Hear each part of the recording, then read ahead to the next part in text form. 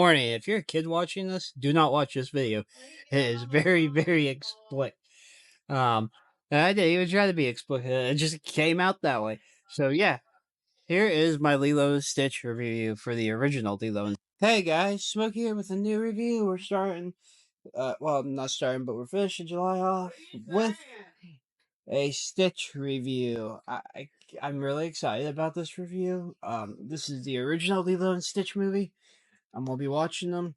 Hopefully, by the time I get through the first three movies, the new ones on Disney, and I'll review it.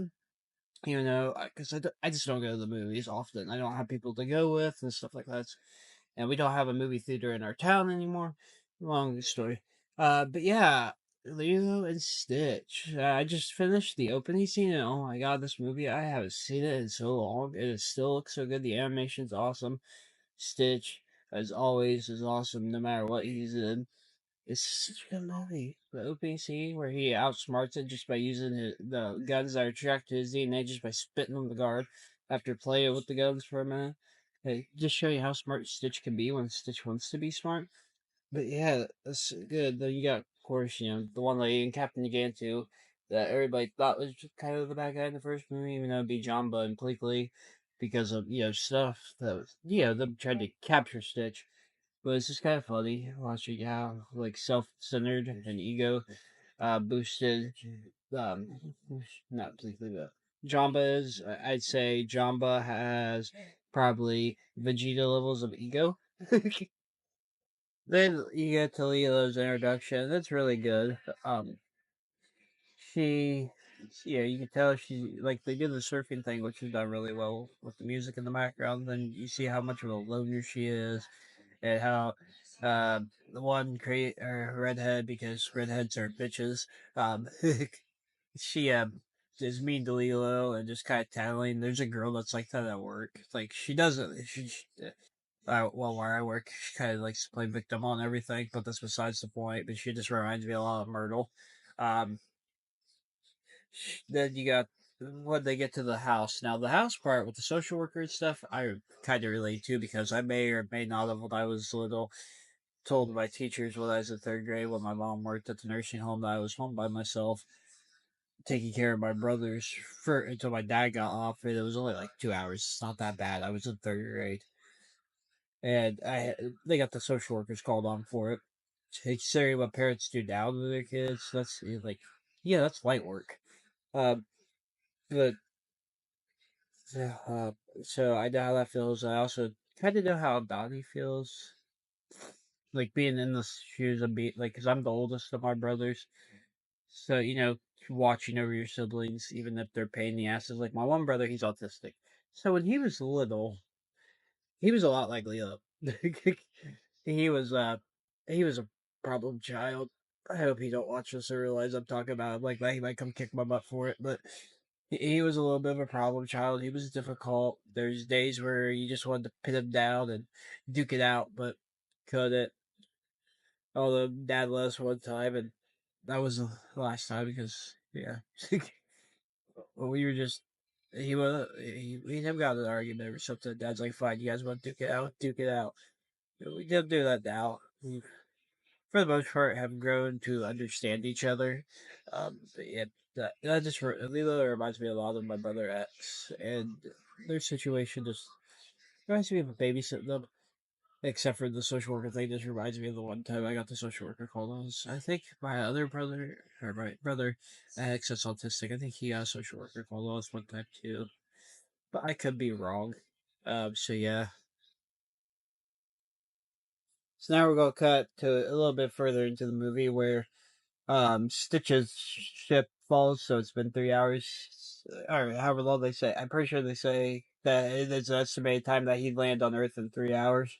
And he lands, right outside Lilo's house, just like 4 or 5 miles away, somewhere about something like that. But he lands and Lilo's like, "It's a shooting star, get out!" And she pushes Naughty out. Naughty, being a big sister, acts like gravity's taking her over, and she gets out, and then getting the door shut on your head's wild. Lilo Savage. But she goes, "Give me the nicest angel that you have," and then it cuts to see a Stitch out of the ship with where he's all black except for his ears are kind of like a grayish color. Then his mouth and eyes are all like a, I don't know, very light yellow, and he's got his all four arms out and stuff. It's such a good scene, such good animation. But yeah, and Stitch is no angel, at least not yet.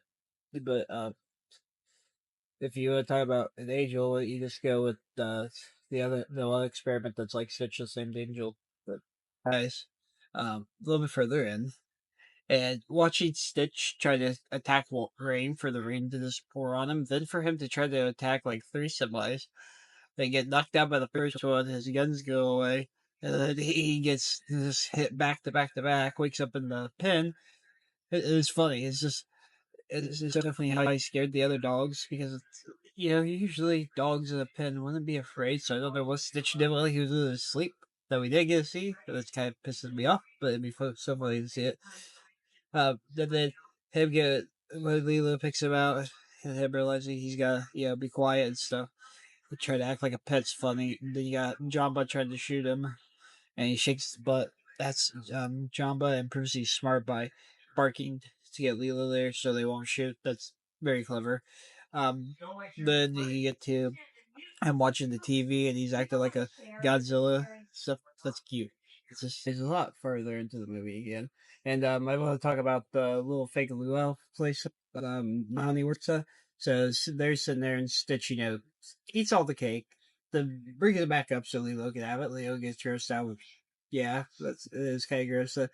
Stitch didn't even dissolve it, but then you got jump by Tricky Stitch and grab Stitch out in public after, Plickly's told him not to several times, and then after that's done, he's biting the crap out of Peakley's head after beating Jumbo with the meat, the little meat stick, alien piece of chicken or whatever it is, and afterwards, Bleakley's like, "It's okay, I'm just something something," and they go, "Well, your head looks swollen." Bleakley goes, "No, no, no, no, I'm fine." And Jabba goes, "No, you've always been ugly," which is funny because they fight like a married couple.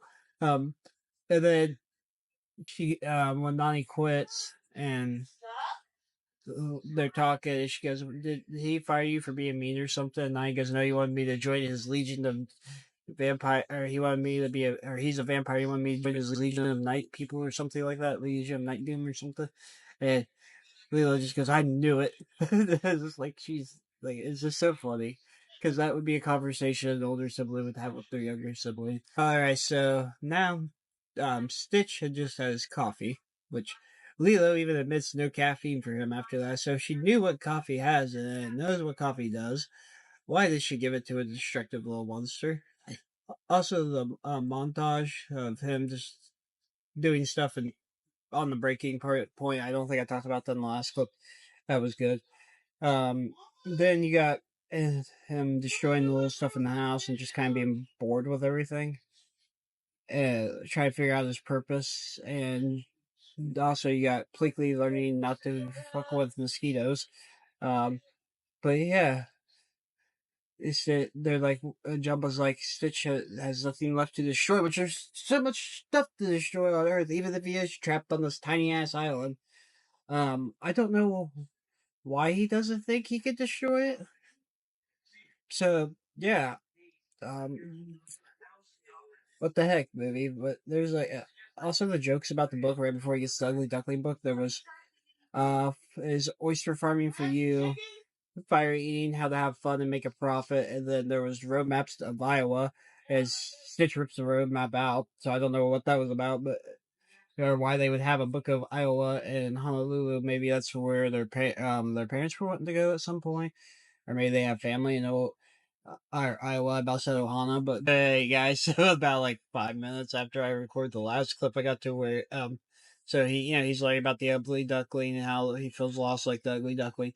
Then it cuts to the next day, and this is like just a few minutes after I got done with the last clip. He Stitches Nani answers his door and Bubbles is outside, and Stitch walks up to it, hold the book like a toddler holding a sippy cup, and he looks at him and he just growls and then throws the book at him, and I lost it. I just I literally lost it. That was so funny. I don't remember that being in the movie. So yeah, that was really funny to me.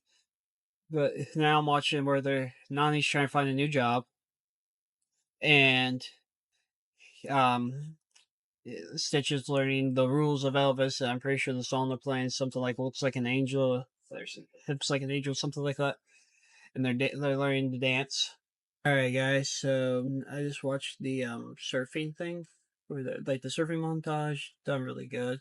After a bad, Stitch getting flashed with the photography stuff and having a bad day, they go surfing. And what the one dude, can't remember his name, and they go surfing, and afterwards, Jamba decides to crash the party, and they have that little tussle under the water. Lilo gets dragged down, and Bubbles watches it all, and he's gonna take Lilo.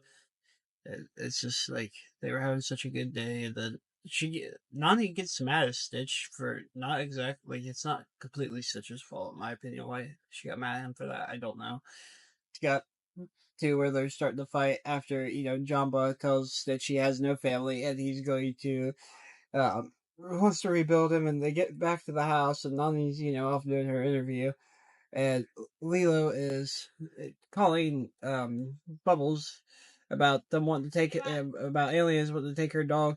At one point, Stitch is on the roof or on the ceiling, and Jabba says or Stitch says something, and Stitch knees, and he goes, "You leave my mother out of this." It was funny because Jabba did that, and then as she's on the phone, Pleakley's like, "There's no aliens here. There's no aliens here. I don't know what you're talking about. It's just normal people."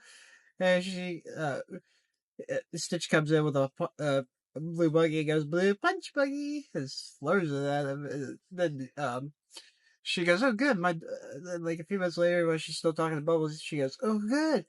He found my chain, or the dog found the chainsaw." And Bubbles is just like, "What?" Like deep down, he's a secret agent because social workers don't dress like how he's dressed. He's dressed like Men in Black.